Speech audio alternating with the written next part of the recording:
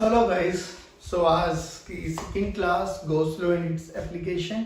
और कल last class में हम लोगों ने पढ़ाई की थी कि क्यूब के कॉर्नर पे बिल्कुल जस्ट इनसाइड हम लोगों ने एक चार्ज को रखा था और हम लोगों ने देखा था कि वो चार्ज जिस जिस सरफेस के साथ लिंक होगा वहां से फ्लक्स जीरो होगा। आज हम थोड़ा उसी वाले क्वेश्चन को और एक बार देखते हैं कि अगर हमारे पास वही क्यूब है लेकिन जो चार्ज है वो बिल्कुल जस्ट कॉर्नर के बाहर रखा हुआ है, जस्ट कॉर्नर के बाहर। ये रहा। कल देखना, कल क्या रखा हुआ था, याद करो बच्चों। कल कॉर्नर के जस्ट अंदर रखा हुआ था, याद है ना? हाँ जी, वेरी गुड, परफेक्ट। चलिए, कल हम लोगों ने बिल्कुल अंदर रखा हुआ था चार्ज, जस्ट कॉर्नर के अंदर।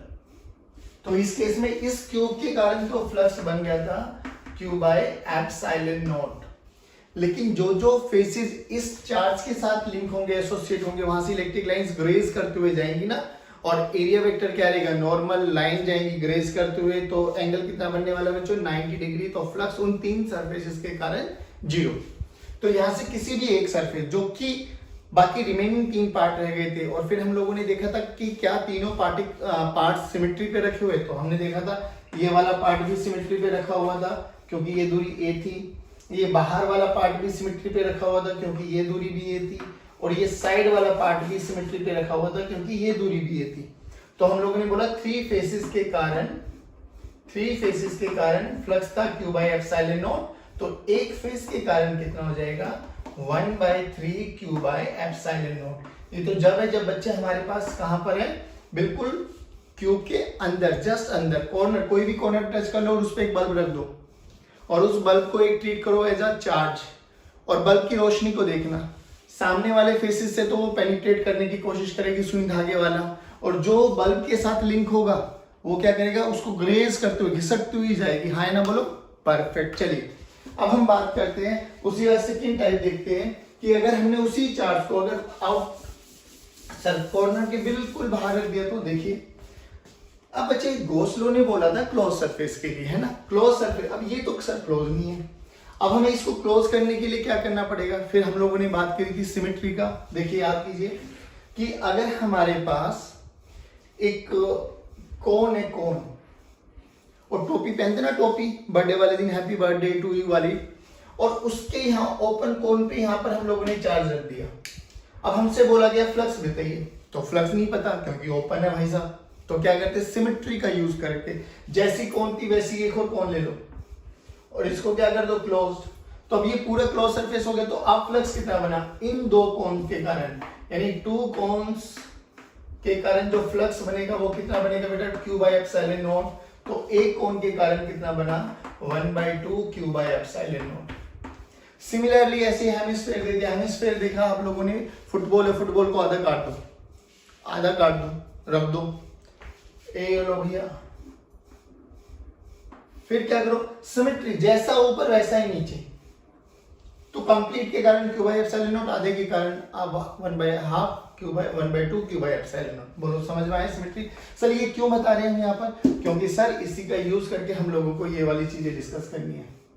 अब इतना तो समझ में आ गया कि क्यूब चाहिए हमें इसको बंद करने के लिए, बट कितनी क्यूब चाहिए उसका मैं एक डेमोन्स्ट्रेशन आपको करके दिखाता हूँ। देखना, कोशिश करना बेटा समझने की। वैसे ही क्यूबॉइड है, बट मान लेते हैं पूरा टाइमिंग एक क्यूब की तरह बिहेव करेगी। और हमने कहां पर रखा हुआ है चार्ज, इसके इस कॉर्नर पे, है ना, इस कॉर्नर पे चार्ज रखा हुआ है, ये रहा। चलिए देखना, ये एक और चार्ज लिया है, मैं चार्ज को भी बनाने की कोशिश करता हूं। ये चार्ज है हमारा, देखो क्यूब के कॉर्नर पे चार्ज है। एक और क्यूब ले आया मैं, एक और क्यूब ले आया, क्या अभी भी बंद हुआ क्या? नहीं सर, बट कितनी क्यूब यूज होगी, 4। लो भैया एक और ले आओ, 5, 6, 7, 8। हाँ जी सर, अब तो बंद हो गया। अब देखिए ये एक बड़ी क्यूब बन गई, ठीक है ना। तो बड़ी क्यूब के कारण कितनी क्यूब्स का कॉम्बिनेशन बनी सर, 8 क्यूब के कॉम्बिनेशन से बना है। तो 8 cube consist of Q by epsilon not, 8 cube के कारण, जो कि सबके सेंटर पे रखा हुआ है। तो बेटा सिमेट्री का यूज कर सकते हैं हम लोग, फाइन है बच्चे, परफेक्ट। सबके सेंटर पे, तो 8 क्यूब्स के कारण जो हमारा टोटल फ्लक्स बनेगा वो कितना बनेगा बेटा, Q बाय एप्सिलॉन नॉट। लेकिन मुझे तो इसके कारण निकालना है भैया, तो 1Q के कारण कितना हो जाएगा बच्चों, सिमेट्री है, सिमेट्री, तो 1/8 Q बाय एप्सिलॉन नॉट। अच्छा, अब वही सेम कॉन्सेप्ट जिन चार्जेस, जिन कॉर्नर पे, जिन फेसेस के कॉर्नर पे चार्जेस रखा होगा उनके कारण तो जीरो, क्योंकि इलेक्ट्रिक फील्ड लाइन से ग्रेस करती हुई जाएगी और एरिया वेक्टर बाहर होगा तो फ्लक्स जीरो हो जाएगा।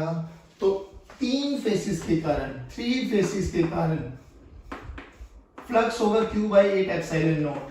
तो कोई भी एक फेस के कारण पूछे तो फ्लक्स हो जाएगा Q बाय 24 एप्सिलॉन नॉट। ये आपके 2 आंसर थे, दोनों ही क्यूब से रिलेटेड थे, एक कॉर्नर के जस्ट अंदर और एक कॉर्नर के जस्ट बाहर। तो आई होप ये दोनों ही पैटर्न आपको समझ में आया। देखिए बच्चों, मैं कोशिश करूंगा आपको डेमोन्स्ट्रेशन करके दिखाने के लिए, और डेमोन्स्ट्रेशन के लिए आपको आई बटन भी दिखाई दे गया होगा, उस आई बटन को क्लिक कीजिए तो आप लोगों को एक डेमोन्स्ट्रेशन पूरा वीडियो आपको दिखाई देगा, जिसमें हम लोगों ने डेमोन्स्ट्रेशन के थ्रू आपको समझाने की कोशिश की है कि how to choose a Gaussian surface, electric field lines कैसे होती है अलग अलग बॉडीज के लिए, अलग अलग शेप्स के लिए। तो आप प्लीज उसको देखिए ध्यान से। चलिए सो गाइस, अब हम डिस्कस करने वाले हैं Gauss law and its application. जैसे कि कल हम लोगों ने फॉर्मूला पढ़ा था, गॉस लॉ का जो फॉर्मूला आया था वो close integral of E dot ds this is equal to Q enclosed by epsilon naught, यानी E, अब जो उसमें E फॉर्मूले में जो ये E होता है, this E is due to net, this E is net electric field, जो भी चार्जेस विसिनिटी में होंगे चाहे वो गॉसियन सरफेस में हो या ना हो, तो ये तो उनके कारण होती है। लेकिन जो फ्लक्स में कंट्रीब्यूट करता है वो केवल और केवल जो चार्ज गॉसियन सरफेस के अंदर होगा वो। अब बेसिकली हम गॉस लॉ की हेल्प से ना इलेक्ट्रिक फील्ड कैलकुलेट करना हमें थोड़ा सा इजी बन गया as comparison to calculus. Calculus का यूज करके हम लोगों ने फाइनाइट चार्ज वायर के कारण इलेक्ट्रिक फील्ड कैलकुलेट किया था, तो हम लोगों ने देखा था उसमें हम लोगों ने बहुत कैलकुलेशन का यूज किया। But by using Gauss theorem हम लोगों के लिए इलेक्ट्रिक फील्ड कैलकुलेट करना कुछ चार्ज बॉडीज के लिए, जैसे पॉइंट चार्ज हो गया, लाइन चार्ज हो गया, शीट चार्ज हो गया और स्फेरिकल चार्ज डिस्ट्रीब्यूशन हो गया, उनके लिए हमें थोड़ा इजी बन गया गॉस लॉ यूज करना। तो गॉस लॉ के लिए हम लोगों को बेसिकली क्या करना है, इलेक्ट्रिक फील्ड कैलकुलेट करनी है।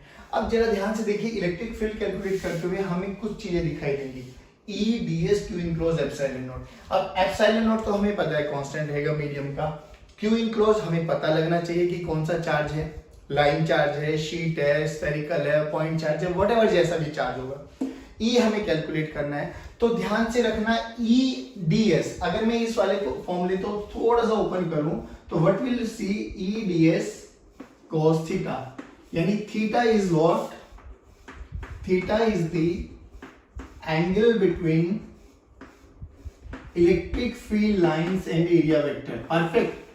तो सबसे पहले हमें क्या पता होना चाहिए, देखिए बच्चे, जो भी हम लोगों ने जिस भी चार्ज के कारण हमें इलेक्ट्रिक फील्ड कैलकुलेट करनी है बाय यूजिंग गॉस थ्योरम, तो उसके कारण हमें इलेक्ट्रिक फील्ड पता होना चाहिए कि पॉइंट चार्ज है तो कैसी होती है, लाइन चार्ज है तो कैसी होती है, शीट है तो कैसी होती है, स्फेरिकल है तो कैसी होती है, उनके कारण लाइन पता होनी चाहिए। सेकेंडली, जो भी इलेक्ट्रिक फील्ड, जिस पॉइंट पर हमें इलेक्ट्रिक फील्ड कैलकुलेट करना है, we have to draw a Gaussian surface, और वो जो गॉसियन सरफेस होगा वो हाईली सिमेट्रिक गॉसियन सरफेस होना चाहिए। अब ये सिमेट्री का मतलब क्या होता है हमें नहीं पता लगता है। सिमेट्री का मतलब ये है कि E और ds उस पर्टिकुलर पॉइंट पे, उस पर्टिकुलर सरफेस पर एक जैसा एंगल बनना चाहिए, यानी अगर एक सरफेस पे एंगल 0 बना तो उस सरफेस के किसी भी पॉइंट पर चले जाएंगे, E और ds के बीच का एंगल चेंज नहीं होना चाहिए। इसको थोड़ा विजुअलाइज करना थोड़ा सा मुश्किल होता है, इसीलिए हम लोगों ने डेमोन्स्ट्रेशन के थ्रू, आपको आई बटन दिखाई दे गया होगा, डेमोन्स्ट्रेशन के थ्रू आप लोगों को समझाने की कोशिश की है। आप इस आई बटन पे क्लिक कीजिए and you will feel good कि आपको एक डेमोन्स्ट्रेशन करके दिखाई देगा कि how to choose a Gaussian surface, electric field lines कैसे होती है अलग अलग चार्ज बॉडीज के कारण। चलिए, तो अब हमें इतना समझ में आ गया। तो गॉस लॉ का प्रूव करते हुए हमें 4 पॉइंट्स का ध्यान रखना है। सबसे पहला point, point number A, we have to draw a highly symmetric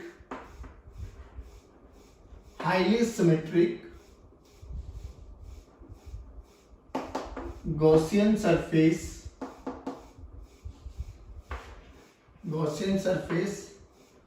passing through that point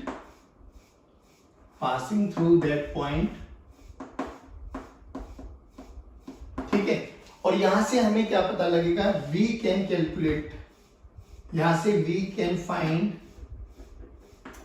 find theta, और यहां से हमें थीटा पता लग जाएगा। देखिए थीटा हमें पता लग गया, ई हमें कैलकुलेट करना है, क्यू इनक्लोज हमको कैलकुलेट करना है, तो थीटा तो हमें पता लग गया। Second point, now calculate E dot DS. देखिए थीटा हमें पता लग गया, ये हमें निकालना है, और पॉइंट लेंगे, सिमेट्री होना चाहिए, तो उस गॉसियन सरफेस के हर पॉइंट पे इलेक्ट्रिक फील्ड भी क्या रहेगी, सेम, सिमेट्री सेम रहेगी। तो हमें बस खाली उस सरफेस का, जो भी हम लोग ने गॉसियन सरफेस चूज किया ना, उसका सरफेस एरिया पता होना चाहिए, बहुत इजी निकाल लेंगे। सी पॉइंट क्या कहता है बेटा, calculate total charge, total enclose charge, जो इंक्लोज चार्ज है। अब सोचिए अगर पॉइंट चार्ज हुआ तो पॉइंट चार्ज हुआ, पॉइंट चार्ज अगर हुआ तो क्यू हो जाएगा इंक्लोज, क्यू इंक्लोज कितना हो जाएगा बेटा, क्यू। लाइन चार्ज हुआ, लाइन चार्ज हुआ तो क्यू इंक्लोज कितना हो जाएगा बच्चे, लैम्डा इनटू एल, हमें पता है। और एरियल हुआ, सरफेस हुआ तो क्यू इंक्लोज कितना हो जाएगा बेटा, सिग्मा इनटू ए। और अगर वॉल्यूमेट्रिक हुआ, अगर वॉल्यूमेट्रिक हुआ तो क्यू इंक्लोज कितना हो जाएगा बेटा, रो इनटू वी। हमें ये 3 पॉइंट्स पता होने चाहिए। अब देखिए क्यू इनक्लोज पता लग गया, थीटा हमें पता लग गया, सरफेस एरिया हम लोगों को पता है, कैसी कैसी शेप्स हम लेने वाले हैं, तो रह क्या गया बेटा, सब चीजें तो पता लग गई। अब डी पॉइंट क्या कहता है, apply Gauss theorem, apply Gauss theorem and put the values, apply Gauss theorem and put the values. तो ये चारों पॉइंट आपको पता होना चाहिए जब भी हम गॉस थ्योरम लगाने वाले हैं। अब एक बड़ा बेसिक सा क्वेश्चन करके दिखाते हैं। देखिए electric field due two point charge हम लोगों ने वहां पे देखा था, इनिशियली जब इलेक्ट्रिक फील्ड का कॉन्सेप्ट पढ़ा था तो हमें पता लगा था electric field due two point charge का फॉर्मूला जल्दी बोलिए, के क्यू बाय आर स्क्वायर होता है ना बच्चों। अब इसी को हम गॉस थ्योरम के बेस पे निकालने की कोशिश करते हैं। देखिए मान लीजिए ये आपके पास एक पॉइंट चार्ज है क्यू, ठीक है बच्चे, पॉइंट चार्ज है क्यू, और इसके इस पी पॉइंट पर we have to calculate electric field, और ये कितनी दूरी पर रखा हुआ है, आर दूरी पर। अब देखिए सबसे पहले इस चार्ज के कारण इलेक्ट्रिक फील्ड लाइंस पता होनी चाहिए। तो सर क्या बड़ी बात है, इसको समझने के लिए देखिए फिर कह रहा हूं डेमोंस्ट्रेशन। देखिए यहां से क्या होगा, इलेक्ट्रिक फील्ड लाइंस ऐसे रेडियली आउटवर्ड होती है, अगर ये पॉजिटिव चार्ज होगा तो radially outward, radially outward, radially outward. लीजिए बच्चों संतरा देखा है ना बेटे, संतरा, वेरी गुड। ऑरेंज, उस ऑरेंज को मैच स्टिक्स लेके ना, सभी में मैच स्टिक्स लगाते चले जाओ तो एक अनोखी सी शेप दिखाई देगी। संतरे को समझ लेना पॉइंट चार्ज है, और जो मैच स्टिक्स बाहर निकल रही है ना उनको समझ लेना कि वो इलेक्ट्रिक फील्ड लाइंस है। तो अब हमको उनको कवर करना, तो यू विल सी, यहां देख के तो हमें ये सर्कल की फील दे रहा है, लेकिन जब 3D में इमेजिन करेंगे तो विल फाइंड कि एक स्फेरिकल शेप बनने वाली है, स्फेरिकल शेप। तो हमें क्या करना है, सबसे पहले इलेक्ट्रिक फील्ड लाइंस का पता लग गया, स्फेरिकल, लो जी भैया ये स्फेयर बना दिया, हाईली सिमेट्रिक गॉसियन सरफेस। अब इस गॉसियन सरफेस में किसी भी पॉइंट को चूज करो, क्लोज बोर्ड, ये तो एरिया हमेशा बाहर वाला लेके चलेंगे, तो ये भी एरिया वेक्टर बाहर, इसका भी एरिया वेक्टर बाहर, इसका भी एरिया वेक्टर बाहर। तो देखिए इलेक्ट्रिक फील्ड लाइंस भी बाहर, एरिया वेक्टर भी बाहर, इलेक्ट्रिक फील्ड लाइंस भी बाहर, एरिया वेक्टर भी बाहर। This is the mean of highly symmetric Gaussian surface. अब यहाँ पे देखिए थीटा की value, theta is the angle between E and D A, तो ई भी इधर, डी ए भी इधर, तो थीटा की वैल्यू 0, थीटा की वैल्यू 0। तो गॉसियन सरफेस कैसा है मेरा, हाईली सिमेट्रिक। लगाइए गॉस लो, चलिए करते हैं। देखिए E ds cos 0 this is equals to q enclosed by epsilon naught, ठीक है ना बच्चों, ये वाला फॉर्मूला चाहिए हमें। चलिए E को बाहर ले लीजिए, क्योंकि यहां से r दूरी पर है सभी, तो E हर इस पूरे पॉइंट के गॉसियन सरफेस पे क्या रहेगा बेटा, सेम कांस्टेंट, तो E को बाहर ले लीजिए। अब क्लोज इंटीग्रल ऑफ स्फीयर का सरफेस एरिया बताइए, 4 पाई r स्क्वायर। चलिए अब ये चीज हमें पता होनी चाहिए, Q इनक्लोज कितना है, गॉसियन सरफेस के अंदर कितना चार्ज है, capital Q divided by epsilon not. Surface area बताइए बेटा, 4 पाई r square Q by epsilon not. देखिए तो E की वैल्यू कितनी आ गई बेटा, E comes out to be Q by 4 pi epsilon naught r square. हमें ये 4 पॉइंट्स याद करने हैं बस। और सबसे इंपॉर्टेंट पॉइंट क्या है बेटे कि हम लोगों को गॉसियन सरफेस ड्रॉ करना आना चाहिए। गॉसियन सरफेस को भी ड्रॉ करने से पहले हमें जो भी चार्ज वायर है, शीट है, स्फेरिकल सरफेसेस है, पॉइंट चार्ज है, उनके कारण हमें इलेक्ट्रिक फील्ड लाइंस का पता होना चाहिए। जल्दी मेक अ नोट। ना हमसे बोला जाता है कि इसका प्रूव करके दिखाइए। हाँ, तो प्रूव करना is not a big deal. अभी अभी देखिए मैथ्स में हम लोग ऐसा करते थे कि this is LHS, this is RHS, फिर हम टेकिंग LHS, हम LHS लेते थे और हम क्या करते थे, LHS को RHS के प्रूव कर देते थे, तो प्रूव हो जाता था। अब देखिए बड़ा सिंपल सा, वही एक पॉइंट चार्ज है बेटे, उसके कारण ये गॉसियन सरफेस माना। इस P पॉइंट पर सिमेट्री क्या थी, इलेक्ट्रिक फील्ड लाइंस भी इधर, एरिया वेक्टर भी इधर, थीटा की वैल्यू कितनी थी 0। LHS को देखते हैं। LHS क्या हो बेटा, E dot ds, this is equals to E की वैल्यू अभी निकाली थी आप लोगों ने, Q by 4 pi epsilon naught r square, अभी देखा था है ना। चलिए रखिए E की वैल्यू, E और ds में कितना एंगल 0 डिग्री, तो ये क्या बना है E ds cos 0। तो E की वैल्यू देखिए अभी, close integral of Q by 4 pi epsilon naught r square into ds। Q by 4 pi epsilon naught r square constant है, Q by 4 pi epsilon not बाहर ले लेते हैं। अब देखिए क्लोज इंटीग्रल ऑफ ds की वैल्यू क्या बनी बेटे 4 pi r स्क्वायर, तो what will gate Q by 4 pi epsilon naught r square into 4 pi r square. 4 pi r square cancel out, so what will get Q by epsilon naught, and this is equals to RHS, hence proof। ये proof हो गया हमारा। चलिए now next application is electric field due to infinitely charged wire। electric field due to uniformly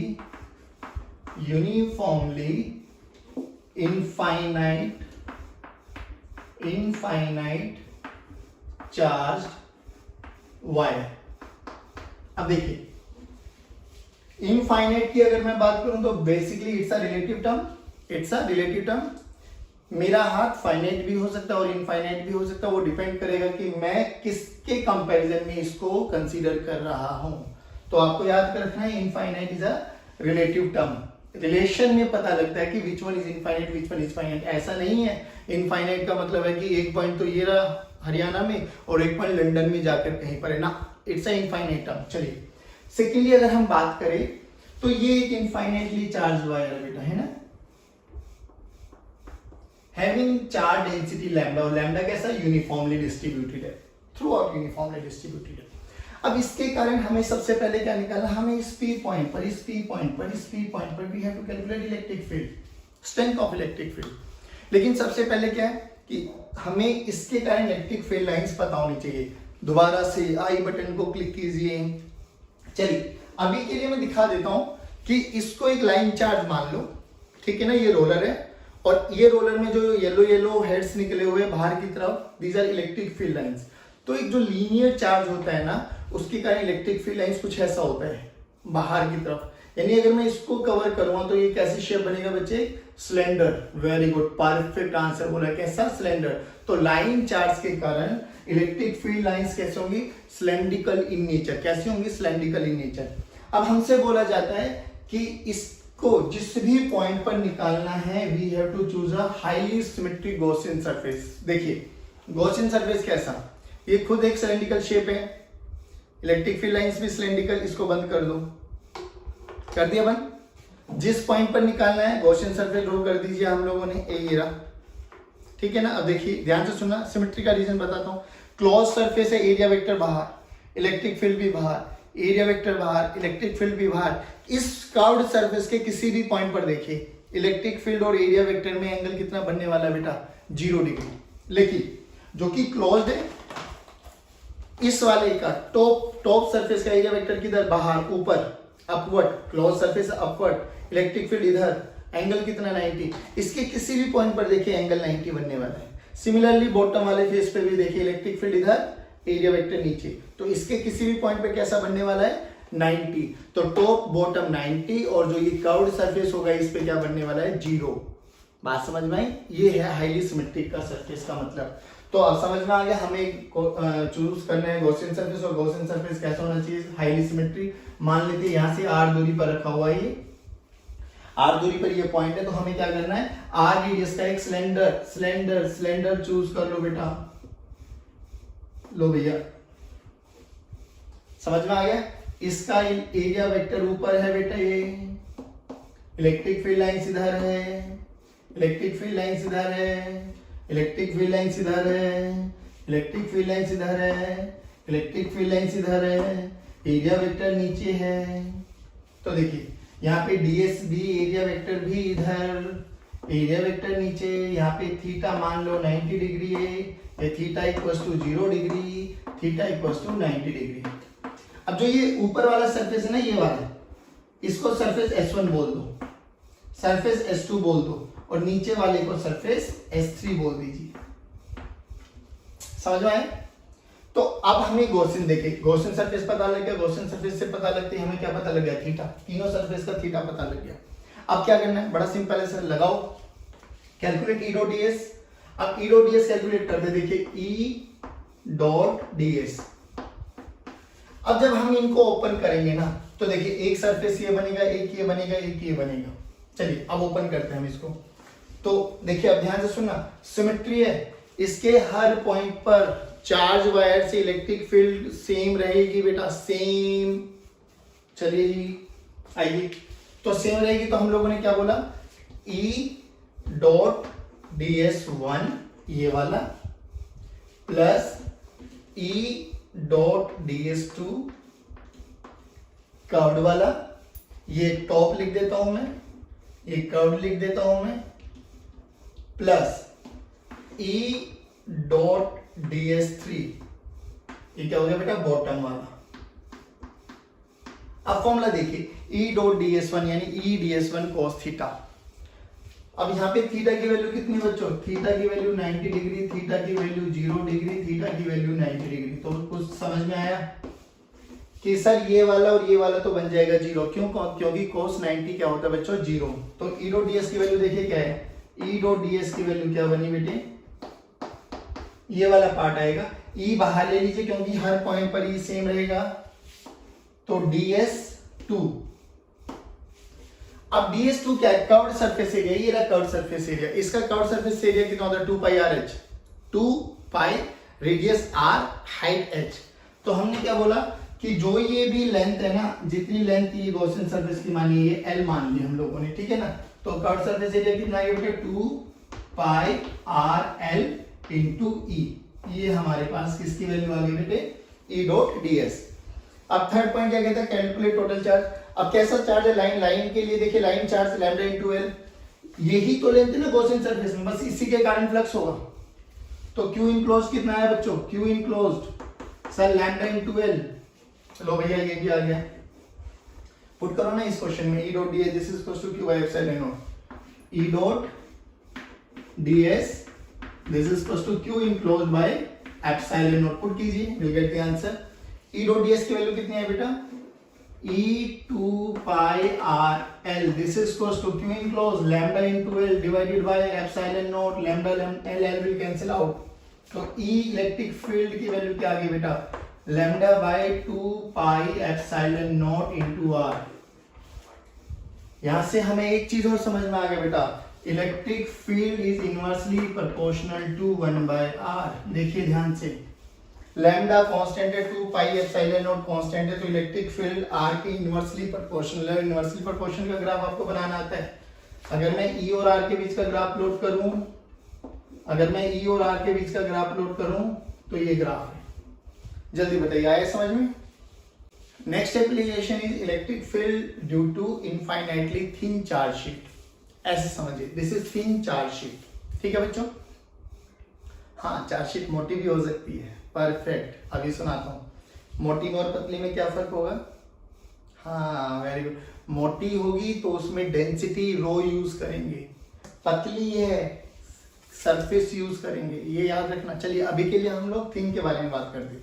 ये thin charge sheet, इस पे हम लोग ने चार्ज का डिस्ट्रीब्यूशन देखी। देखिए सामने से देख रहा हूं तो मुझे पता लग गया एक रेक्टेंगल शेप है, साइड से देखूंगा तो मुझे एक लाइन दिखाई देगी, तो दिस इज साइड व्यू।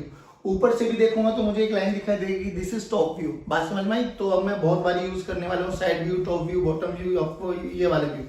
तो साइड से देखूंगा तो एक लाइन, सामने से फ्रंट व्यू देखूंगा तो पूरी शीट। ये चार्ज है, ठीक है ना।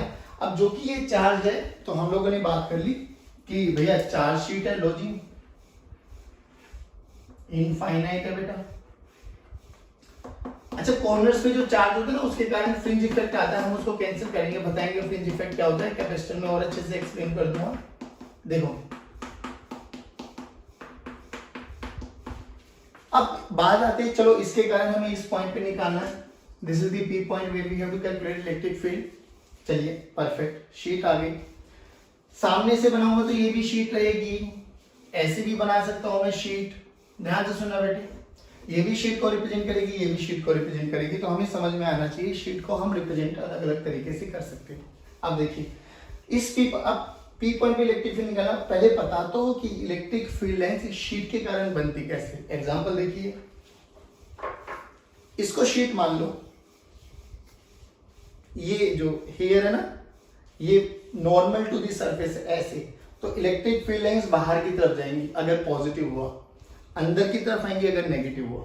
बात समझ में आ रही है? तो इलेक्ट्रिक फील्ड लाइंस कुछ ऐसे रिप्रेजेंट करने वाली है शीट के कारण, बाहर पॉजिटिव टुवर्ड्स नेगेटिव। अब चलिए जी इतना तो समझ में आया, यानी इलेक्ट्रिक फील्ड लाइंस इधर होंगी और इधर होंगी। चलिए भैया इसकी सरफेस डेंसिटी कितनी है, सिग्मा, यूनिफॉर्म है बच्चे। अब बात करते हैं इस पी पॉइंट पे निकालना, तो पी पॉइंट पे क्या करते हैं, छोटा सा बहुत छोटा सा सरफेस मान लो। अब ये हम लोगों ने एक सरफेस मान लिया एरिया ए, इसका एरिया ए है। अगर इसका एरिया है तो इस पे चार्ज कितना होगा, तो छोटा सा चार्ज, क्यू की वैल्यू बोल देता हूं सिग्मा इंटू ए। लो भैया अब इसको चूज करते हुए गॉसियन सरफेस बनाइए। अब गॉसियन सरफेस देखिए कैसा बना सकते हैं, एरिया सिलेंड्रिकल, पहले सिलेंडर ऐसा था, अब सिलेंडर ऐसे लिटा दो। अच्छा ये सिलेंडर ना हो कि क्यूबॉइड भी हो सकता है, अभी बता दूंगा आपको। लो जी ये आर दूरी पर माना, तो इधर भी आर दूरी पर एक सिलेंडर मान लो। सर क्या हुआ, देखिए इस वाले राइट वाले सरफेस का एरिया वेक्टर किधर सर, इधर। इलेक्ट्रिक फील्ड किधर बच्चों, इधर। तो एंगल कितना, 0, θ1 बोल देता हूं, θ1 की वैल्यू 0। इधर देखिए एरिया वेक्टर इधर, इलेक्ट्रिक फील्ड भी इधर, ये θ2 हो गया बेटा, θ2 की वैल्यू अभी भी कितनी, 0। ये भी r दूरी पर है, तो जितनी इलेक्ट्रिक फील्ड इधर उतनी इलेक्ट्रिक फील्ड इधर। इधर देखिए इलेक्ट्रिक फील्ड इधर, एरिया वेक्टर ऊपर, इलेक्ट्रिक फील्ड इधर, एरिया वेक्टर ऊपर, थीटा की वैल्यू 90 डिग्री। चलिए तो ये सरफेस एरिया कितना मान लेते हैं हम, ds3, ठीक है। अब वही फॉर्मूला लगाइए, थीटा तो पता लग गया, गॉसियन सरफेस को वो मान लिया हम लोगों ने सिलेंड्रिकल। आइए अब अगर हम बात करें E डॉट ds ओपन करते हैं बेटा। चलिए इसको सरफेस नंबर 1 मान लेते हैं, सरफेस नंबर 2 मान लेते हैं, ठीक है, और इसको सरफेस नंबर 3 मान लेते हैं। चलिए तो E dot ds1 plus E dot ds2 plus E dot ds3। चलिए अब देखिए ds1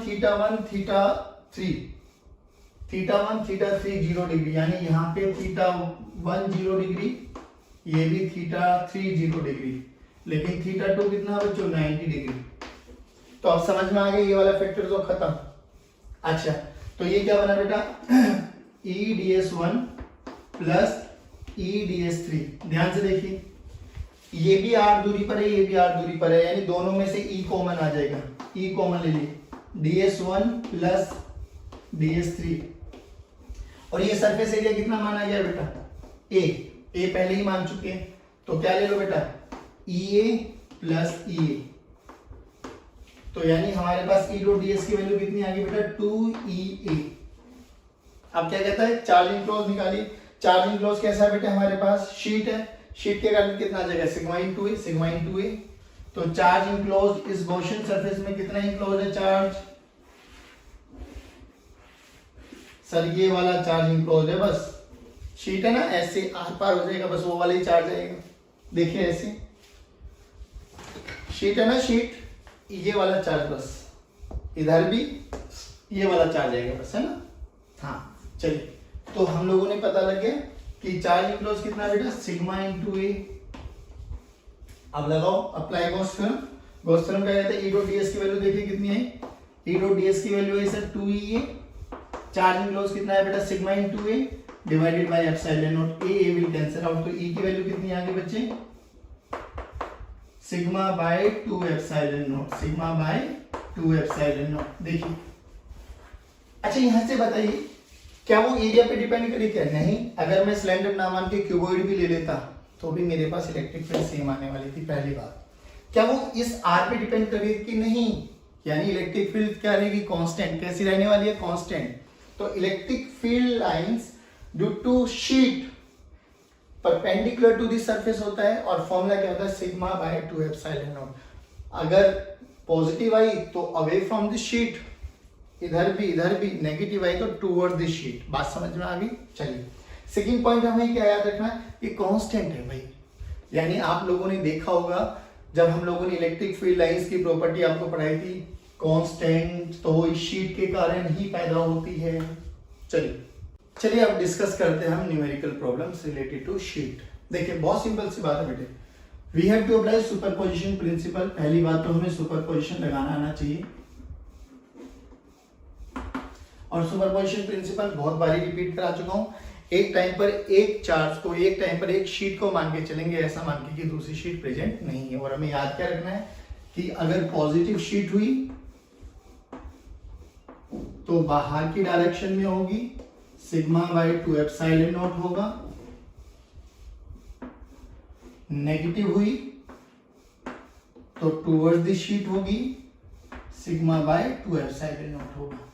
देखिए सिंपल, अगर हमें सिग्मा नहीं गिवन है तो हमें कई बार चार्ज भी गिवन होता है बच्चों, तो हमें पता है सिग्मा को हम क्या लिख सकते हैं, चार्ज पर यूनिट एरिया, चार्ज पर यूनिट एरिया, तो हम ऐसे भी लिख सकते हैं।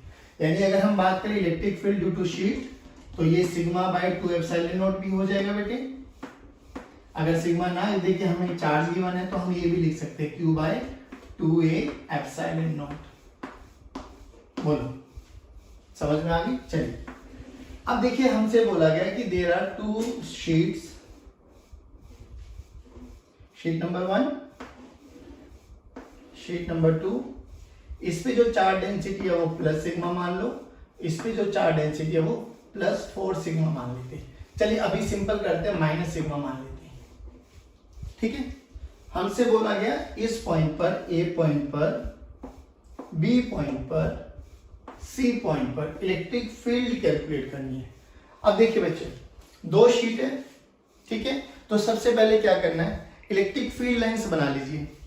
अब इसके कारण पॉजिटिव है, इलेक्ट्रिक फील्ड लाइंस कैसे रहेगा सर, अवे अवे अवे, तो देखो इसके कारण इधर जाएगा अवे, इस शीट को, इसको छोड़ दो, भूल जाओ, ये है ही नहीं, मान लो इधर भी जाएगा और इधर भी जाएगा, ठीक है ना। ये पहली शीट के कारण बना, एक एक नंबर लिख देता हूं मैं। ये शीट नंबर 2 कैसी है, नेगेटिव, तो नेगेटिव के कारण कैसी आएगी, sheet number toward the sheet, negative negative toward the sheet. ये रहा देखो 1 नंबर रिप्रेजेंट कर रहा है ये वाली शीट को, 2 नंबर रिप्रेजेंट कर रहा है ये वाली शीट को। ये इलेक्ट्रिक फील्ड लाइन की हमें डायरेक्शन पता लगे। अब इलेक्ट्रिक फील्ड लाइन से वेक्टर क्वांटिटी है बच्चे, डायरेक्शन पता लग गई ना, तो जब मैग्नीट्यूड लिखेंगे ये ना मैग्नीट्यूड, हमें साइन कंसीडर नहीं करना क्योंकि हम डायरेक्शन ऑलरेडी स्पेसिफाई कर चुके हैं। अब देखिए अगर मैंने ये वाली डायरेक्शन को पॉजिटिव माना और ये वाली डायरेक्शन मैंने नेगेटिव माना, जो कि हम लोग मानते हैं नॉर्मल केसेस में, तो देखिए क्या बनेगा, इधर इधर कितना, सिग्मा बाय 2 एप्सिलॉन नॉट, कितना, sigma by 2 epsilon not.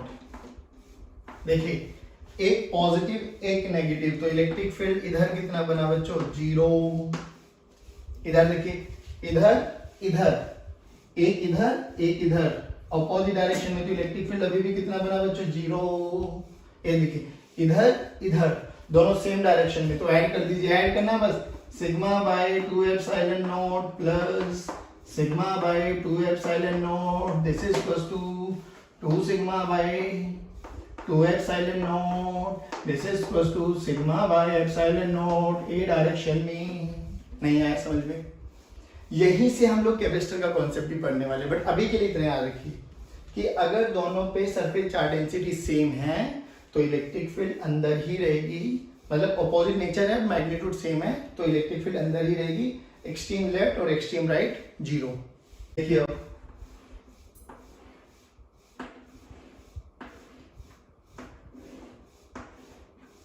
+2 sigma -3 sigma minus sigma.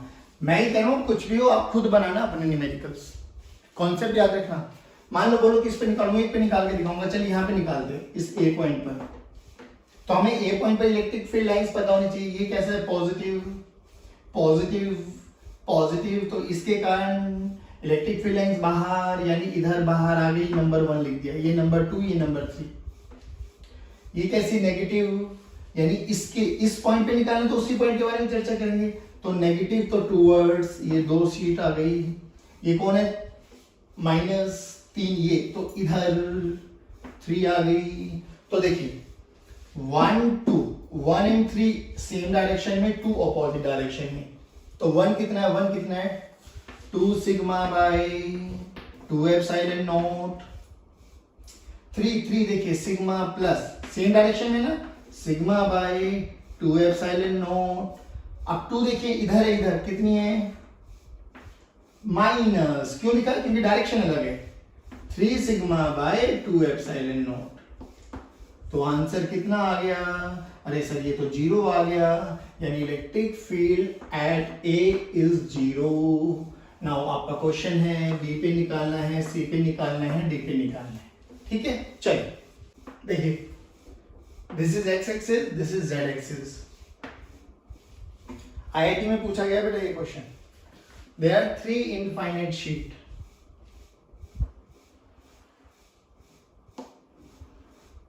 This is P point, plus sigma -2 sigma -4 sigma, ठीक है ना। ध्यान रखना एक्स और वाई, एक्स और जेड एक्सिस गिवन है, ये हमें गिवन है। बोला गया calculate electric field at P point, simple, वही तो क्वेश्चन है। अब बताइए इलेक्ट्रिक फील्ड पॉइंट निकालना, तो इन सब के कारण इलेक्ट्रिक फील्ड लाइंस पता होनी चाहिए।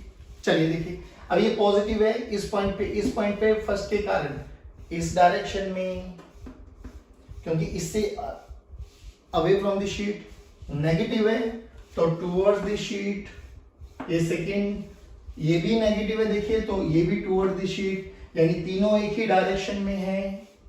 चलिए लिखिए, तीनों एक ही डायरेक्शन में, तो क्या आ जाएगा, sigma by 2 epsilon naught plus 2 sigma by 2 epsilon not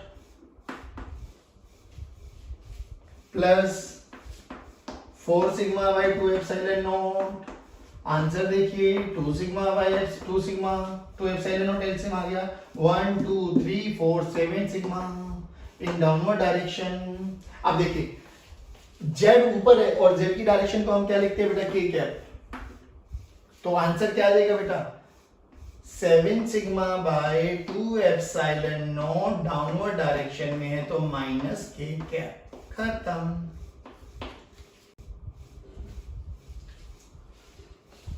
चलिए गाइस, तो नेक्स्ट एप्लीकेशन के बारे में पढ़ते हैं।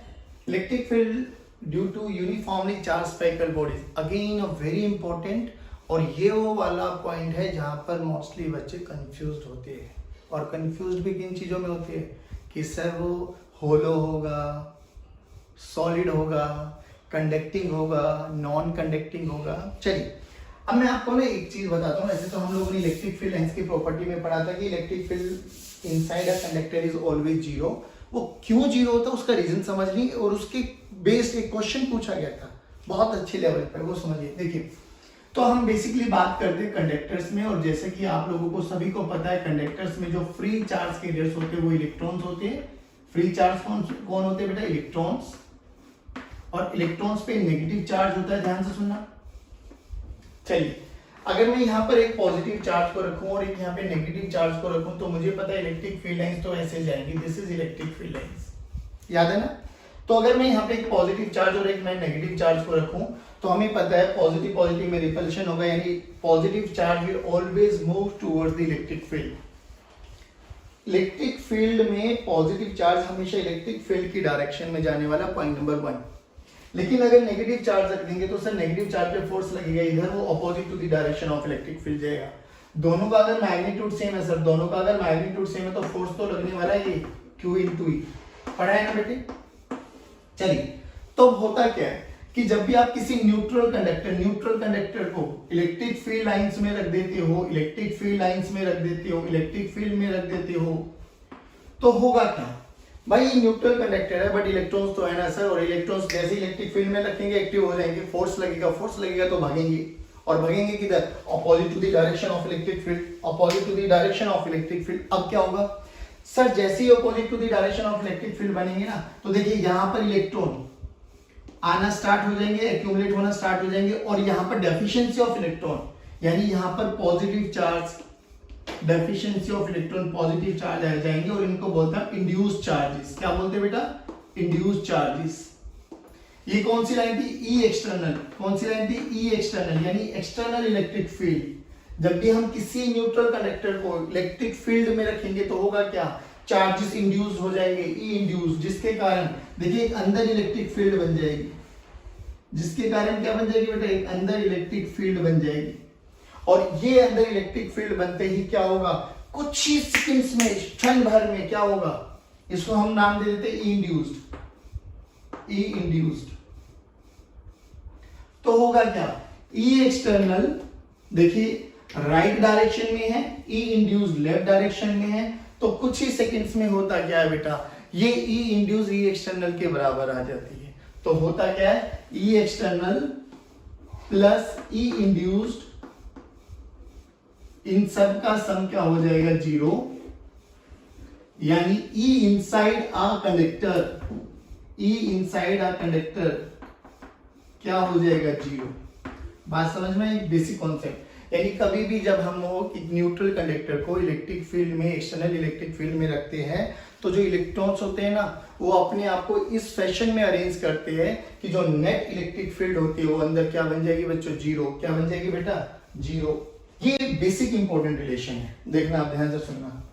ये एक न्यूट्रल है बच्ची, कंडक्टर है, यहां से 4 मीटर की दूरी पर एक चार्ज रखा हुआ है Q, और हमसे पूछा गया इस A पॉइंट पर E इंड्यूस कैलकुलेट कीजिए, E इंड्यूस 3 मीटर पर, देख लीजिए E इंड्यूस कैलकुलेट करना है। हाँ, देखते ही समझ में आता, सभी बच्चे 0 बोलते हैं, आंसर भी 0, ऑप्शन में भी 0 होता है, बच्चे भी 0 बोलते हैं, लेकिन बेसिक कॉन्सेप्ट समझना, E external plus E induce 0 होगा। अगर ये आपका होलोस्फेयर ना हो तो इसके कारण इलेक्ट्रिक फील्ड ई एक्सटर्नल तो इस डायरेक्शन में ना बच्चों, कितनी सर, के क्यू बाय ये वाला आर, और ये वाला आर कितना हो जाएगा, 3 4 5, यानी सर के क्यू बाय 5 का स्क्वायर। लेकिन हमें ई इंड्यूस निकालना है, लेकिन हमें पता है अंदर इलेक्ट्रिक फील्ड 0, अंदर इलेक्ट्रिक फील्ड 0, ई पे इलेक्ट्रिक फील्ड कितनी होगी बेटा, 0, यानी मैं लिख सकता हूं E external plus E induce must be equal to 0। E external तो है, तो E external this is equal to negative times of E induced. E external हमें पता लगा के क्यू बाय 5 स्क्वायर ये डायरेक्शन में, तो ई इंड्यूस कितना आ गया, ई इंड्यूस कितना आ गया, माइनस के क्यू बाय 5 स्क्वायर, खत्म। वेरी इंपॉर्टेंट कॉन्सेप्ट और पूछा गया है क्वेश्चन इससे, लेकिन देखते ही हमें समझ में आता है, क्योंकि हम लोगों को बताया जाता है इनसाइड ए कंडक्टर 0 होता है, इनसाइड ए कंडक्टर 0 होता है, तो हम रट्टा मार लेते हैं, ओ बेटे अंदर कंडक्टर के अंदर आ गया, ये तो 0 आने वाला है, और आंसर 0 होता नहीं। और ये आप लोगों ने बेसिक भी एनालाइज किया होगा।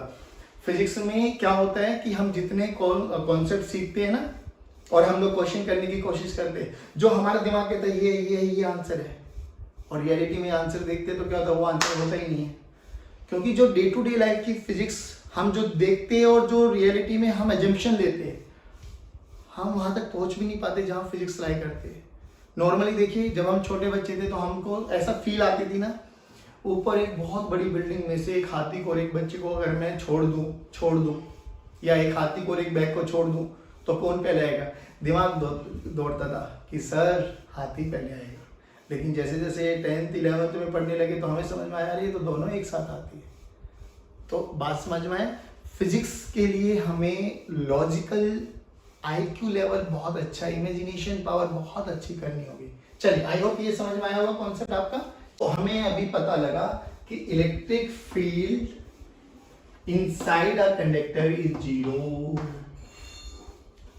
अगर electric field inside a conductor 0 होता है तो पोटेंशियल में हम एक फॉर्मूला पढ़ने वाले हैं कि E = -dV/dr।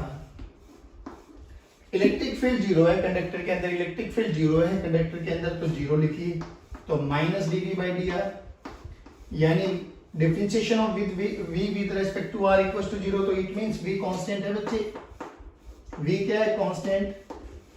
तो बेसिकली जो ये स्फीयर है ना, ये क्या बन गए? इक्विपोटेंशियल रीजन बन गया। इक्विपोटेंशियल रीजन यानी इसके हर पॉइंट पर पोटेंशियल क्या रहेगा?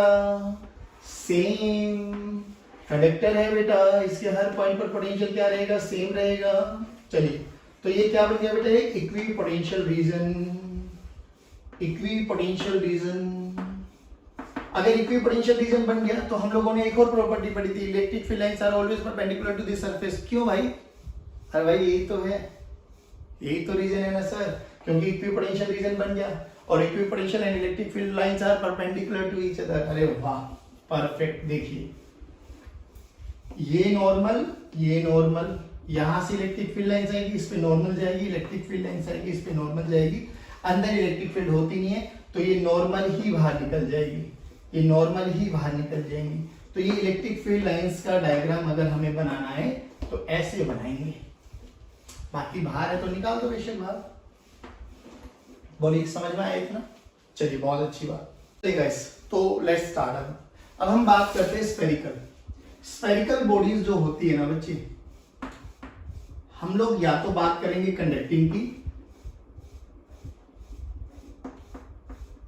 या हम बात करेंगे नॉन कंडक्टिंग की। कंडक्टिंग का तो केस अभी देखा है, फ्री चार्ज के इलेक्ट्रॉन्स होते हैं, इलेक्ट्रॉन पे फोर्स लगेगा और इलेक्ट्रॉन्स अपने आप को ऐसे असेंबल करते हैं कि अंदर इलेक्ट्रिक फील्ड 0 हो जाएगी, induce plus E external must equal to 0, ये सब चीजें।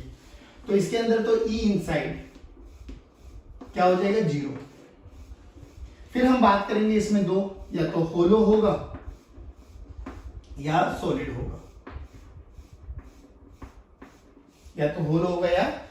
होगा, अब बात करते हैं दोनों केसेस के बारे में। देखिए अगर मैं होलो लेता हूं तो होलो ले लिया मैंने, ये फुटबॉल है बच्चे, फुटबॉल बिल्कुल ये छोटी सी थिन फुटबॉल, ठीक है ना। अगर मैं इसको चार्ज दे देता हूं, कंडक्टिंग है बेटा, कंडक्टिंग, तो हमें बोला जाता है कि इस पे चार्ज यूनिफॉर्मली डिस्ट्रीब्यूट हो जाएगा आउटर सरफेस पे, यानी charge reside always on the surface of the conductor. ऐसा पढ़ा है। एक बच्चे का आया क्वेश्चन आया कि सर ऐसा क्यों, अंदर क्यों नहीं लाई करता है? तो हमने बोला चलो देख लेते हैं बेटे, हो सकता है आप ठीक बोल रहे हो, तो अंदर क्यों नहीं करता। अब हमने क्या बोला कि मान लेते उसकी खुशी के लिए कि अंदर कुछ चार्ज आ गया। अब ध्यान से सुना बेटा, जो ये कंडक्टिंग है ना, कंडक्टिंग, इसको मैंने थोड़ा माइक्रोस्कोप से जूम कर दिया, माइक्रोस्कोप से ये रखो, जो ये वाला पार्ट है, ये वाला पार्ट, इसको इतना बड़ा कर दिया समझने के लिए। और बच्चे ने क्या बोला, टोटल चार्ज क्यू है, तो हमने क्यू चार्ज माना। फिर हमने क्या माना उसकी खुशी के लिए कि मान लो अंदर क्यू, छोटा क्यू चार्ज आ गया। तो अगर अंदर क्यू, स्मॉल क्यू चार्ज आ गया तो इस पे बचा कितना? सर चार्ज तो कंजर्व रहने वाला है, तो ऊपर क्यू माइनस क्यू हो गया। भाई टोटल चार्ज तो क्यू ही है ना, मतलब 2 कूलम था, मान लो 1 कूलम अंदर आ गया तो बाहर कितना बचा? 1 कूलम। अब इस पे आ गई। अब देखिए ध्यान से, जो कि एक तो कंडक्टर है। अब हमने क्या बोला, गॉस लॉ लगाइए, इस पॉइंट को एक गॉसियन सरफेस बना लीजिए बेटा, ये गॉसियन सरफेस बना लिया हम लोगों ने। This is what we have, Gaussian surface. चलो स्टार्ट करते हैं। ध्यान रखना ये कंडक्टर है, ये कंडक्टर क्या है? तो ई डॉट डी एस इसका एरिया ले लो, रेडियस ले लो x, गॉसियन सरफेस का x रेडियस ले लिया, this is equal to q enclosed by epsilon naught. q enclosed कितना है, q divided by epsilon naught. अब ध्यान से देखिए गॉसियन सरफेस कहां पर आ रहा है बेटा, सर कंडक्टर में, और कंडक्टर में ये कितना होता है 0, कंडक्टर में ये कितना होता है 0। देखिए E inside a conductor is 0, तो 0 इंटू समथिंग 0, यानी this is equal to q by epsilon naught, यानी q must be equal to 0, यानी अंदर कोई भी चार्ज डिसाइड नहीं करेगा, अंदर कोई भी चार्ज डिसाइड नहीं करेगा तो सारा चार्ज कहां पर आएगा, बाहर। बात समझ में आएगी कि किसी भी कंडक्टर के जितना भी हम चार्ज देंगे वो उसके सरफेस पर ही रिसाइड करने वाला है। बात समझ में आ गई, चाहे वो होलो हो चाहे वो सॉलिड हो। बोलो इतना समझ में आया। चलिए अब हमें इलेक्ट्रिक फील्ड कैलकुलेट करनी है due to hollow conducting sphere, फिर सॉलिड कंडक्टिंग स्फीयर भी करेंगे। लेकिन अभी हमें एक पॉइंट समझ में आया, चाहे होलो हो चाहे कंडक्टिंग हो, सर सरफेस पे चार्ज तो बाहर ही रहेगा सर। चलिए देखो ये होलो कंडक्टिंग स्फीयर है बेटा, होलो का केस कर लेते हैं, सरफेस पे रहेगा, सरफेस पे रहेगा, तो plus plus plus plus plus plus plus plus plus plus plus, और ये इसका centre O। We have to calculate electric field at inside on the surface outside. इन 3 पॉइंट्स पे हमें इलेक्ट्रिक फील्ड कैलकुलेट करनी है, वही 4 points we have to draw a question. देखिए इलेक्ट्रिक फील्ड लाइंस कैसे होंगे बेटा, लो जी, ठीक है ना, परफेक्ट। चलिए अब हमें ए पे निकालना है, तो ए पे क्या कर दो, एक गॉसियन सरफेस बनाओ सर। देखो क्या गॉसियन सरफेस के अंदर कोई चार्ज आ रहा है, नहीं सर, क्योंकि सारा चार्ज कहां जाएगा सर, बाहर। तो चलिए we draw Gaussian surface, electric field at A, this is equals to E dot ds, this is equals to q enclosed by epsilon naught. लेकिन गॉसियन सरफेस में तो कोई चार्ज है ही नहीं, तो q enclosed is 0, therefore surface area तो 0 नहीं हो सकता, therefore E either E equals to 0 और ds is equals to 0, but ds तो 0 नहीं होगा, तो electric field eight A is 0। बोलिए, तो इलेक्ट्रिक फील्ड A पे क्या हो जाएगा 0। अब आते हैं B पे। अब B पे क्या करो, जो ये रेडियस R मान है ना हम लोगों ने बच्चों, इस R से थोड़ा सा R प्लस डी आर, और dr बहुत बड़ा बहुत छोटा, बहुत छोटा, इस पे बिल्कुल एक छोटा सा गॉसियन सरफेस मान लो, बिल्कुल बिल्कुल छोटा सा, बिल्कुल छोटा, R प्लस डी आर का, R प्लस डी आर। तो हम लोगों ने क्या बोला, R प्लस डी आर का गॉसियन सरफेस मान ले, बहुत छोटा है डी आर, बहुत छोटा। चलिए तो वी ड्रॉ गॉसियन सरफेस। चलिए अब E dot D S, E B dot D S. अब देखिए इलेक्ट्रिक फील्ड भी ऊपर, एरिया वेक्टर भी ऊपर, इलेक्ट्रिक फील्ड भी ऊपर, एरिया वेक्टर भी ऊपर। एंगल बोलो जल्दी फटाक से, 0 डिग्री, यानी थीटा की वैल्यू आ गई 0, थीटा की वैल्यू आ गई 0। This is equal to q enclosed by epsilon naught. अब बताइए पूरे चार्ज के अंदर कितना चार्ज है, पूरे गॉसियन सरफेस के अंदर। सर गॉसियन सरफेस ये वाला है बेटा, ये वाला, तो ये तो पूरा स्फीयर आ गया सर इसके अंदर, हाँ जी। तो q इनक्लोज कितना आ गया बेटा, capital Q divided by epsilon naught. अब देखिए एंगल 0 है तो EB ds cos 0।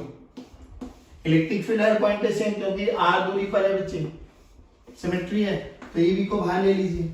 ds surface area 4 ds, this is equal to q by epsilon naught. तो EB कितना आ गया बेटा, q by 4 pi epsilon naught r square, क्योंकि इंटीग्रेशन ऑफ ds कितना बना बेटे, 4 पाई r स्क्वायर। बोलो मैं यहां पे लिखता रहता हूं, E कितना है बच्चों 0, EB कितना है बेटे q by 4 pi epsilon naught r square. चलिए अब हमें C पे निकालना है, तो क्या करो, सी पे एक और बड़ा गॉसियन सरफेस मान लो बेटा। अब ये रेडियस कितना हो जाएगा बेटा, स्मॉल आर मान लेते हैं। देखिए इलेक्ट्रिक फील्ड अभी भी बाहर, एरिया वेक्टर अभी भी बाहर, थीटा की वैल्यू अभी भी 0। चलिए तो ई सी पर देखिए, electric field at C dot ds। अब इस पूरे बड़े गॉसियन सरफेस में भी कितना चार्ज आया है सर, वही क्यू चार्ज। तो q by epsilon not, theta अभी भी 0 है तो ई सी बाहर ले लो बेटा, dot ds q by epsilon naught. E C कितना आ गया बेटे, देखिए q by epsilon naught 4 pi small r square ना, क्योंकि ds की वैल्यू कितनी बन जाएगी बेटा, 4 पाई स्मॉल r का स्क्वायर। बोलो समझ में आया।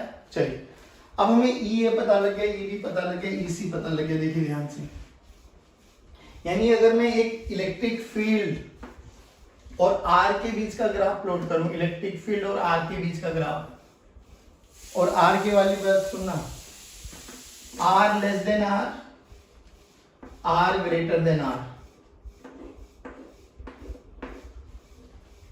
क्या है, radius of the sphere, r क्या है, radius of the sphere.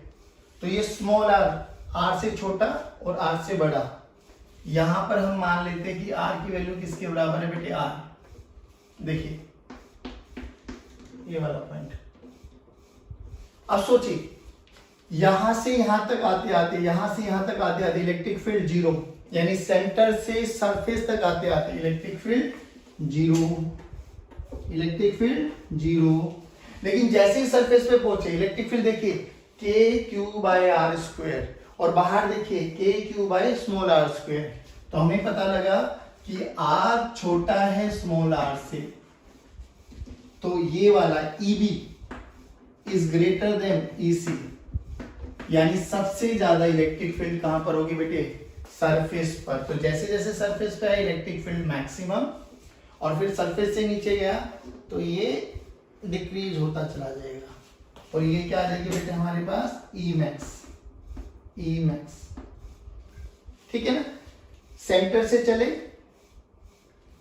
0, maximum at the surface 0। अब अगर हम इधर बनाना चाहें तो, हाँ तो क्या बड़ी बात आ गई, इधर बना लेते।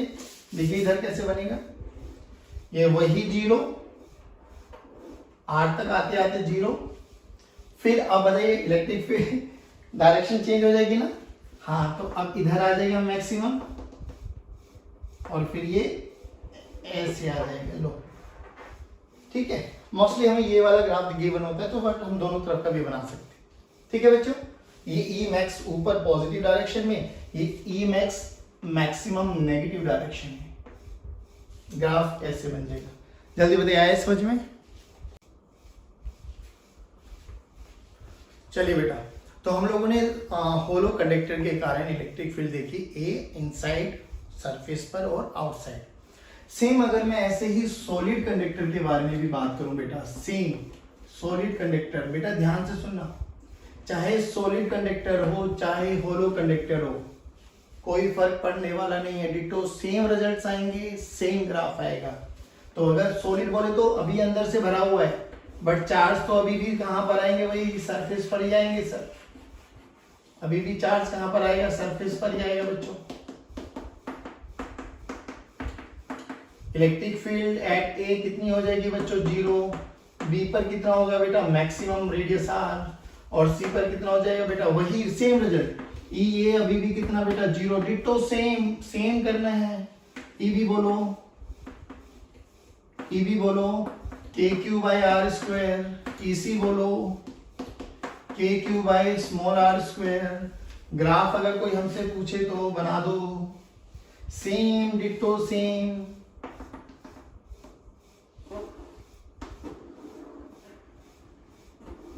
ठीक है, सेम डिटो सेम। लो, ये इलेक्ट्रिक फील्ड मैक्सिमम हो जाएगी राइट डायरेक्शन में, इलेक्ट्रिक फील्ड मैक्सिमम हो जाएगी लेफ्ट डायरेक्शन में। ये आर की वैल्यू आर हो जाएगी, ये आर ग्रेटर देन आर हो जाएगा, और ये आर लेस देन आर हो जाएगा। परफेक्ट, सेम ऐसे, नो चेंज। बात समझ में। अब एक चीज समझ में आई हम लोगों को, देखिए electric field inside a conductor क्या होता है, 0। इसी को हम बाद में बोलते हैं इलेक्ट्रोस्टैटिक शील्डिंग। याद करो, आपको बोला जाता है कि जब भी बारिश आती है तो पेड़ के नीचे खड़ा होना बेनिफिशियल रहता है या कार के अंदर, क्योंकि car is a conductor, conductor है तो इलेक्ट्रिक फील्ड जीरो। पेड़ के नीचे जो खड़ा होगा उस पे लाइट जो थंडरिंग होती है, हम कहते हैं बिजली गिर जाना, वहां पे गिर सकती है। लेकिन अगर हमारे कार के अंदर, बस के अंदर होंगे तो हमें कोई हार्म नहीं होगा।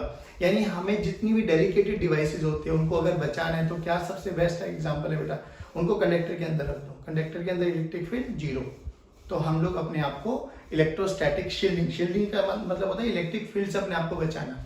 तो अपने आप को कहाँ कैद कर लो, कंडक्टर के अंदर। सो गाइस, अब हम पढ़ने वाले electric field due to uniformly charge non conducting sphere. Non conducting solid sphere बात कर लेते हैं हम लोग, नॉन कंडक्टिंग सॉलिड स्फीयर। देखिए, अब सॉलिड का मतलब क्या, अंदर से भरा हुआ, जस्ट लाइक योर वाटरमेलन, ठीक है ना, अंदर से भरा हुआ है। ये लो भैया, अब ध्यान से सुना बच्चों, सॉलिड है, नॉन कंडक्टिंग है, सबसे बड़ी बात, यानी चार्ज अब मूव नहीं करेंगे, तो इसमें चार्जेस अंदर भी अवेलेबल हो सकते हैं। यूनिफॉर्मली है तो भैया यूनिफॉर्म डिस्ट्रीब्यूट होगा। अब एक बात और बता दीजिए मेरे बच्चों, इसमें सिग्मा लैम्डा रो में से क्या यूज करेंगे? अरे सर बहुत इंपॉर्टेंट है सर, लैम्डा सिग्मा रो। तो सर अगर यूनिफॉर्मली डिस्ट्रीब्यूटेड है तो हम बात करेंगे इसमें रो की, ठीक है ना। क्यू चार्ज हमने इसको दे दिया, आर इसका रेडियस ले लिया, ध्यान से सुना बेटे, बहुत इंपॉर्टेंट है, बहुत इजी भी है। आर इसका रेडियस है तो हम इसको क्या लिखते हैं, rho this is equal to charge पर यूनिट वॉल्यूम, और रो कैसा हमारा कांस्टेंट। चलिए, तो रो की वैल्यू कितनी आ गई बेटा, rho this is equal to Q by volume of sphere क्या होता है बेटा, 4/3 पाई आर क्यूब, यानी रो की वैल्यू आ गई हमारे पास 3q/4 pi r cube, 3q/4 pi r cube. ये तो हमें गिवन है। अब वही सेम क्वेश्चन, सेम लॉजिक कि हमें ए पॉइंट पे कैलकुलेट करना है, बी पॉइंट पे निकालना है और सी पॉइंट पे। चलिए, अब अगर हम बात करें ए पॉइंट पे, देखिए ध्यान से सुनना बच्चे, अब ये सॉलिड ही है, अंदर भर नहीं रहा हूं, तो हमें इस पॉइंट पे कैलकुलेट करना है ए पॉइंट पर। लेकिन अब अंदर चार्ज है, तो ये रेडियस मान लिया मैंने x, तो इसको चूज करते हुए मैंने गॉसियन सरफेस बनाया। तो गॉसियन सरफेस कैसा बना बेटे, स्फेरिकल, ठीक है, ये गॉसियन सरफेस। अब इसके अंदर चार्ज आ गया, मान लो q डैश, मान लो q डैश। चलिए, तो इलेक्ट्रिक फील्ड एट ए निकालेंगे अब हम लोग। सिमेट्री है बेटा, इलेक्ट्रिक फील्ड लाइंस बाहर ही जाएंगी, अभी भी सेम वही E dot ds, this is equals to Q enclosed by epsilon naught, Gauss theorem. Electric field भी बाहर, एरिया वेक्टर भी बाहर, थीटा की वैल्यू आई 0 डिग्री। चलिए, E ds cos theta cos 0 1, तो E इसके हर पॉइंट पर इलेक्ट्रिक फील्ड सेम, क्योंकि हर पॉइंट से x दूरी है बच्चे ये, तो E बाहर ले लो और ds का surface area this is equal to q enclose. अब ये वाला चार्ज कितना है, q dash divided by epsilon naught. अब q डैश को कैसे लिख सकता हूं, अब q डैश देखिए, q डैश क्या होता है बेटा, देखिए q डैश जो कि एक अंदर छोटी फुटबॉल बन गई, ओ सॉरी छोटा वाटरमेलन बन गया, तो रो जो कि रो तो कांस्टेंट है इनटू v डैश, रो कांस्टेंट है गिवन है, इनटू v डैश। चलिए, तो ds की वैल्यू देखिए क्या होगी बेटा, a this is equal to 4 pi radius x square, this is equals to q dash, q dash कितना हो गया बेटा, रो इनटू v डैश, ठीक है ना। अब इस छोटे से स्फीयर की वॉल्यूम कितनी बन जाएगी बेटा, तो v डैश के बारे में अगर हम बात करें तो v डैश कितना बन जाएगा बच्चे, 4/3 पाई x क्यूब, x इसका रेडियस माना है मैंने। चलिए, तो q डैश की वैल्यू देखिए कितनी होगी, रो की वैल्यू देखिए यहां से निकाला अभी 3q/4 पाई आर क्यूब, ये तो बना रो, इंटू v की वैल्यू क्या बनी, 4/3 pi x cube, 4/3 cancel out, pi cancel out, तो what will get qx³ by R cube. ये हमारे पास q डैश की वैल्यू बनी, ठीक है ना। अब देखिए E की वैल्यू क्या बनी बेटा, E रो v डैश यानी q dash divided by epsilon naught, तो q डैश की वैल्यू कितनी आ गई, Q x Q by 4r और इधर से 4 पाई एक्स स्क्वायर नीचे आ जाएगा, 4 पाई एक्स स्क्वायर ने क्यूब को मारा तो what will get, electric field at A comes out to be Q X by 4 pi r cube. ध्यान से देखिए, Q X by 4 pi r cube, यानी अगर मैं ई और एक्स के बीच का ग्राफ बनाऊं तो ग्राफ हमें आता है e की पावर 1 x की पावर मैक्सिमम 1, तो ये एक स्लोप जाएगा पासिंग, मतलब एक स्ट्रेट लाइन जाएगा पासिंग फ्रॉम द ओरिजिन, और ये इसका क्या कहलाया जाएगा बेटा, स्लोप। क्या कहलाया जाएगा बेटा, इसका स्लोप। परफेक्ट। यानी अगर मैं इसका ग्राफ बनाऊं, देखना, तो graph will be a straight line, ठीक है, क्योंकि दोनों की पावर सेम है, और स्लोप पॉजिटिव आएगा क्योंकि स्लोप पॉजिटिव है, y equals to mx plus c, y equals to mx plus c, तो ये हमारे पास E मैक्स आ गया, ठीक है ना। चलिए, ये कहां पर, r की वैल्यू कैपिटल R के बराबर, ठीक है। चलिए, यहां तक आया समझ में, दोबारा रिपीट करता हूं। तो हमने क्या बोला, स्फीयर है, तो ये स्फीयर सॉलिड स्फीयर है। सॉलिड स्फीयर कैसे बनाऊंगा बेटे, ऐसे, मतलब एक छोटी सी बॉल ले लो, फिर उसके ऊपर छोटी सी बॉल भरते चले जाओ, यानी solid sphere is the collection of hollow sphere. तो हमने क्या करना है, ए पॉइंट पे निकालना, तो एक पॉइंट पे एक छोटा सा चक मार लिया हम लोगों ने, तो हमें ये एक छोटा सा सॉलिड स्फीयर मिला। डेंसिटी सेम है, तो डेंसिटी का फॉर्मूला रो यूज करेंगे क्योंकि भरा हुआ है, वॉल्यूम है, तो Q बाई V हमें पता है, यहाँ से हमें रो निकल गया, जो कि बोला गया यूनिफॉर्म चार्ज डेंसिटी है, यूनिफॉर्म चार्ज डेंसिटी है तो रो कांस्टेंट रहेगा। फिर इस छोटे से चार्ज के अंदर हमने देखा कितना चार्ज है, Q डैश, तो Q डैश का फॉर्मूला क्या हो जाएगा, रो इंटू V डैश। रो कांस्टेंट है लेकिन वॉल्यूम इसकी अब अलग वॉल्यूम हो जाएगी, तो ये निकाल दिया हम लोगों ने, तो Q डैश की वैल्यू पता लगी, गॉस थ्योरम लगाया और हम लोगों को वैल्यू पता लगी। फिर हमें ये सबसे इंपॉर्टेंट रिलेशन आ गया, वेरी इंपॉर्टेंट रिलेशन। अब देखिए, दोनों को कंपेयर करो, कंडक्टर और नॉन कंडक्टर। कंडक्टर के अंदर इलेक्ट्रिक फील्ड यहां तक जीरो थी, लेकिन ये क्या कह रहा है कि नॉन कंडक्टिंग के केस में अगर यहां से सेंटर से चलेंगे तो सेंटर पे इलेक्ट्रिक फील्ड की वैल्यू जीरो, एक्स की वैल्यू जीरो पुट कर दो, ई की वैल्यू जीरो, तो at centre electric field zero. लेकिन जैसे सेंटर से हम इधर चलेंगे तो इलेक्ट्रिक फील्ड लगातार बढ़ती चली जाएगी, बढ़ते बढ़ते मैक्सिमम कब पाएगी, जब आप सरफेस पे पहुंच जाओगे।